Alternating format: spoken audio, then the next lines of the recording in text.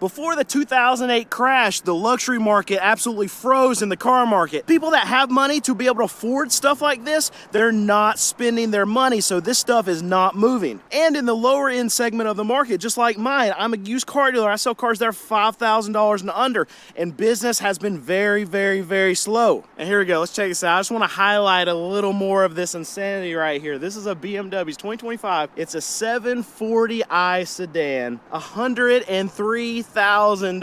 My goodness, I would assume that there's quite a few of you watching this that have bought a house that costs less than this car does. So I'm here at Audi, and just to give you an example of this, the Audi S6 has a 482-day supply, while the Audi A6 has a 409-day supply. This is absolutely insane. So I'm here at Audi, and I just want to show you all around me right here. This is probably the most common car that they have at this dealership.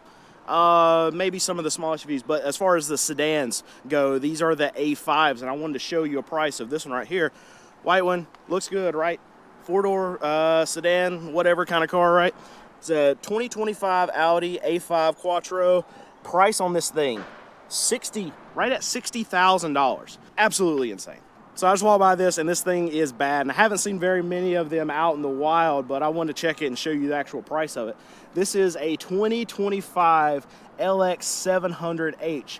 Price on this thing, $118,000. $118,000. Absolutely insane, but it is, I think it's bad.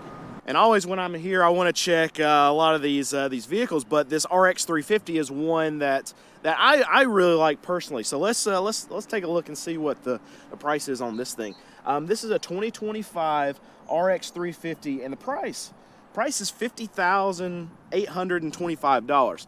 And here's what I want to highlight with this. Well, you can go to something similar in Audi, in Mercedes-Benz, in BMW, where you're having the top end of the luxury market, and something a similar size to this right here is going to cost you more than what Lexus is selling this RX 350 for. And in a large way, I think this is why Lexus, being that luxury brand, can still appeal to the middle to the upper middle class, because you can get an SUV that's $50,000.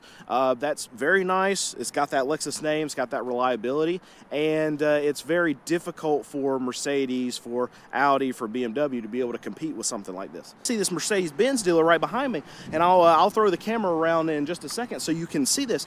But they are absolutely stacked with inventory, and this is we're not so far removed from every dealer screaming to their manufacturer, get me more vehicles, get me more vehicles, get me more vehicles. And it's so interesting how quickly this can turn on a dime in the car market, where you have no production coming to a lot of these dealerships. They need inventory, and now, okay, we got to turn down inventory because now we have so much inventory that we can't sell through what we have. So I'm at Lexus right now, and I wanted to come out here because it seems like Lexus, as in my mind, is a luxury brand, is not having the same kind of issues that you're seeing from an Audi. And I don't know if it's because, even though they are a luxury brand, maybe they're hitting the top tier of the middle class, or if it's a brand thing where they have a name that's still carrying through. But also, I know that Toyota, who makes Lexus, they were able to keep their production levels down, and this can help their dealer body. I mean, you can look over here. I mean, empty spots over there too, where you see that Lexus is not actually getting overrun at their dealerships like a lot of these other manufacturers are doing. And I think in large part too, it's just because the name of Lexus. You think Lexus, you think quality, you think longevity. I mean, it comes along with that Toyota name too. They're linked with Toyota. And in my opinion, the best car that you can buy on the market is a Toyota. And then when you're getting the upscale realm of buyers, the luxury realm of buyers, well, that's probably going to carry through to the name like Lexus. And this is why I think Lexus is winning in a big way when all these other manufacturers in the luxury realm of things are losing. And the overall market weakness is something that we could easily see, right? So we have an average MSRP right now of over $51,000 And this is for the whole market. This is for your average family. This is for your luxury buyer. This is for anyone who wants to buy a vehicle in this market. Their average price they're going to be paying is $51,000. And we break that out. The monthly payments are absolutely insane. And on a $51,000 car, we'll show you the actual monthly payment right now from what you can put into just a regular auto loan calculator. And when you break out that monthly payment, when you have people that are paying rent, when you have people that are paying for groceries, insurance, everything that goes along with owning a car and just living in general, the average family cannot do that right now. And that's a big problem for this car market, and it's one that's going to persist as long as these MSRPs stay as high as they are. Now, that's not the actual transaction price that's going through the market. You can absolutely get cars lower than MSRP right now, but even the 5, 10, maybe 15%, or some of the really struggling brands, you can get 20% off MSRP. Even when you bring that down to those amounts, it's still unobtainable for the average family. And it's not only hitting these luxury brands, it's not only hitting these buyers that have lots of money. They're seeing this in the market and they're holding on to the money, but it's getting to a place where the average consumer, they're not just holding on to their money, they literally can't spend any money because they don't have it. Most people are broke, and if you have broke people come in here and try to buy a $50,000 car at any one of these dealerships, they're going to get turned away. Credit is becoming a problem because people just can't afford to be able to pay these outrageous prices for a lot of these vehicles. And it's often quite funny. You'll get a tale of two cities depending on who you're talking to in the car market. You can have someone who's like a salesman at a Lexus dealership or a Toyota dealership saying, I mean, I'm watching all these videos where talking about the slowness in the market, day supply going up, but we're selling the lights out. We're still selling everything that we get, and we can't keep a Toyota Camry. We can't keep a RAV4. We can't keep a lot of these Lexus that are sitting out here. What are you talking about, Brandon? And then on the other end of the spectrum, you get somebody from Audi. I don't know if you can see the symbol over there, but you get someone from Audi that is a salesperson there and be like, oh, Brandon, he's preaching the truth, brother. Man, I sold 3 cars this whole week, and 2 years ago I was selling 12 to 15 a week. I don't even know if I'm going to be able to keep my job. I'm not making the kind of money I need to make anymore. And it's just a different experience right now in the car market. And even going dealer to dealer for used car dealers like myself, I can talk to some buy here, pay here dealers that work in the mid-tier space who they didn't do as great in the last 2 or 3 years because people had a lot of money to be able to actually go out and buy better cars than what they're offering. But now they're killing it because no one can go and get a loan anymore because they just don't have the credit. They don't have the income that they were having like a year or 2 years ago when a lot of money was just flowing in the system. And so they're reduced to go into a buy here, pay here dealer and paying 20 to 25% interest because they can't get approved anywhere else. And you see that in a place like CarMax too, who writes a lot of their own loans, are able to approve people that a Ford dealership or a Lexus dealership or a Toyota dealership can't get approved. And CarMax absolutely killing it right now. Carvana is going to kill it in this environment just because they're able to set their own prices because they can write a lot of their own loans. And it's just crazy how you can see different environments behaving so much differently in the same niche, where you'd have certain brands, you can have certain dealerships, you can have certain niches in the car market that are either suffering or killing it right now. And these are things that you can look at in the system and see as telltale signs, as if you see luxury brands, okay, not selling as much, days of inventory sitting longer. Well, people who have money probably holding on to it. You see places like CarMax, Carvana, you see buy here, pay here dealers killing it. Well, maybe it's because people can't get loans because their credit is so tapped out that they have to go to these predatory places to be able to get a loan. And when they go and get that loan, they're paying 20, 25% interest on that loan because they can't get a loan anywhere else. Well, that means people are probably tapped out. It means their credit's probably extended too much. We're probably seeing a lot of auto loan delinquencies.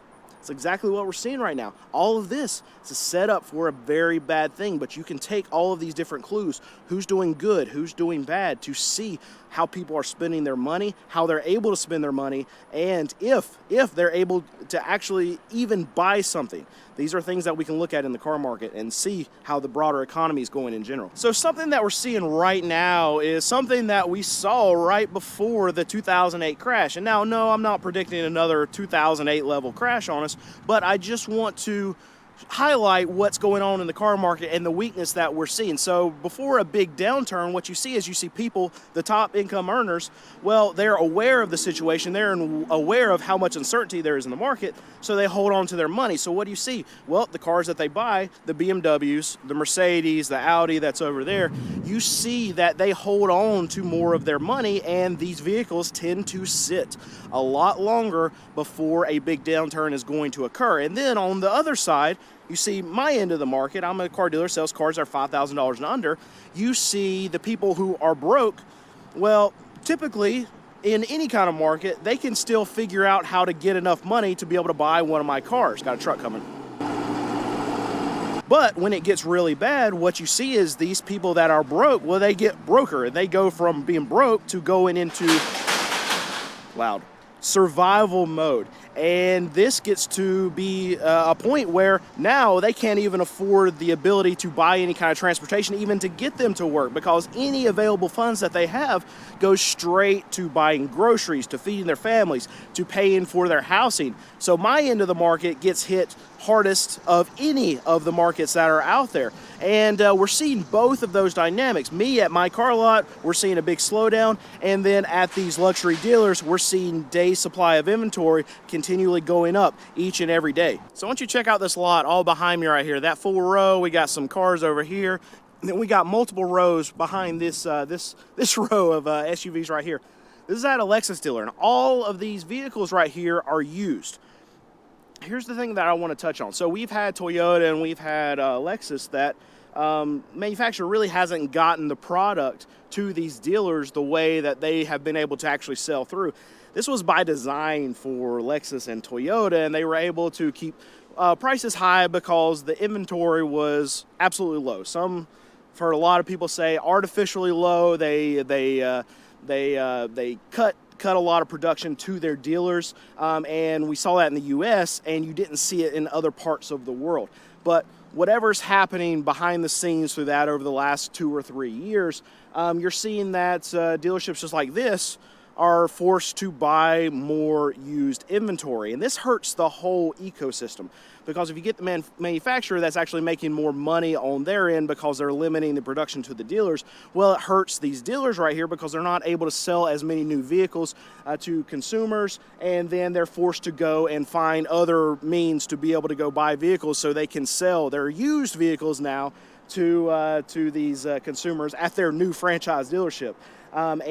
So then the next step down, well, it hurts those used car dealers that want to buy stuff just like this. I mean, this is a 2025, but it's used. You have a 2024 over there, 2022s. You have those up tier dealers that move in these newer Lexus that are used. Well, now they can't buy those vehicles because all these dealers are keeping them, or even worse, they're going to the auction and they're running them up, because a dealership like this that has this big, beautiful building and consumers come here, they expect to pay more. So those Lexus dealers can actually sell their used product for a more expensive price than what a used dealer can do that for. So that means these new franchise dealers can actually pay more on a wholesale level than a lot of us used car dealers can. So we just can't even compete with them. So that takes that level, that tier of the higher scale dealer that does luxury, newer used vehicles. Well, that kicks them down a tier. And then those mid-range dealers that were buying that kind of stuff, well, now their prices go up because they can't compete with those luxury dealers that probably have nicer facilities than they do and can sell for a premium of what those dealers, well, then now they get kicked down. And then it goes all the way down the totem pole there until it gets to my range. I'm a car dealer, sell $5,000 and under.